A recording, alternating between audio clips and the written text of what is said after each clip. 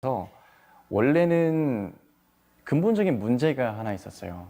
저는 그 문제가 뭐였냐면 독립운동가 이제 후손들의 애로사항을 듣다 보면 가장 큰 문제는 실질적으로 어떤 예우를 바라는 것이 아니라 지금 살아가면서 이런 문제들이 있는데 이 문제를 해결해 달라, 이런 류예요. 그러니까 무슨 말이냐면 막연하게 어디서 장학금을 받고 뭐 후원금을 받고 이것이 문제가 아니라는 거예요. 예를 들어서 내가 증손자입니다. 독립운동가의 증손자인데 내가 대학생이에요.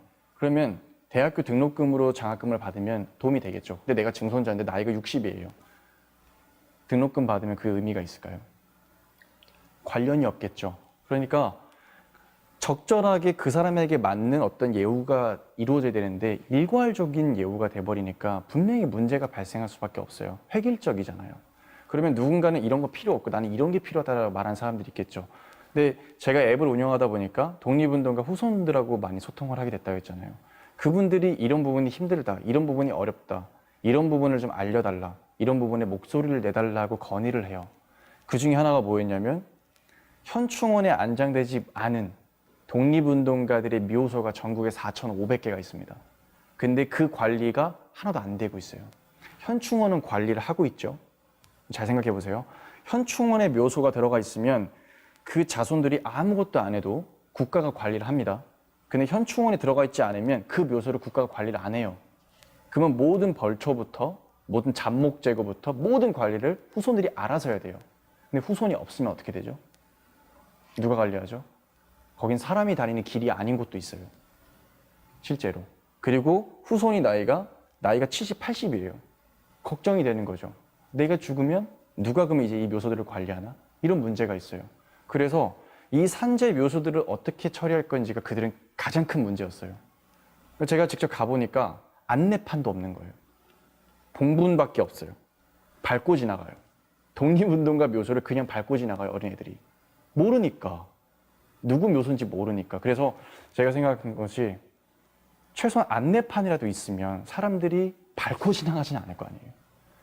아, 우리 이 지역에, 우리 동네에, 우리 이 읍의 이 리에 독립운동가 이런 분이 있어 하고 본인들도 좋을 거 아니에요. 왜 이걸 못 해줄까?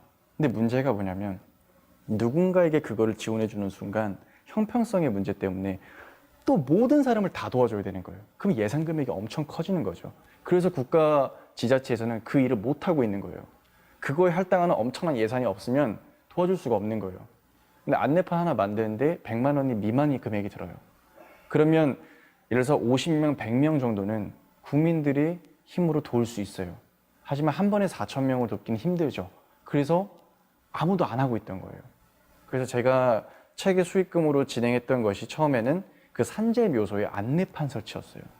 근데 그러다 보니까 또 문제가 생긴 것이 제가 그분들의 정확한 연고지를 다 모르잖아요. 4,500개 묘소에 제가 안내판을 설치하려면 일단 위치를 다 알아야겠죠. 근데 그 위치 개인정보를 제가 어떻게 알겠습니까? 두 번째는 묘소잖아요. 유가족의 동의 없이 제가 어떻게 안내판을 설치하겠어요? 연락처를 모르잖아요. 그러면 당연히 국가지자체랑 일을 같이 해야 돼요. 근데 국가지자체는 그 일을 안 하려 해요. 왜? 만약에 일반인이 그걸 하잖아요. 그럼 지금까지 국가보훈처는 뭐 했니? 광복회는 뭐 하고 있었니? 이렇게 바로 할 수 있는 일을 왜 안 하니? 하고 비난을 받을 수 있잖아요. 물론 그들의 입장도 이해는 되는데 그런 부분 때문에 보훈에 있어서 많은 부분이 지금 진행이 안 되고 있는 일들이 너무나 많아요. 화가 나는 부분도 되게 많습니다. 그래서 이런 부분들을 국가의 막연하게 국가 욕을 하면서 국가가 왜 이런 것도 안 해주냐라고 하기보다 국민들이 이런 부분을 어떻게 하면 해결할 수 있는 것이 아닐까 하고 이 책을 내면서 그 안내판 설치를 목적으로 펀딩을 시작한 거였어요. 그리고 이 펀딩이 1차적으로 지금 성공을 했고 이제 후속권이 나오면서 앞으로 다음에 펀딩과 이어지는 것들은 안내판 설치와 말씀드렸던 그런 이제 위안부 문제, 독도 이런 문제 쪽으로 확장해서 계속 프로젝트를 진행할 계획이 있습니다.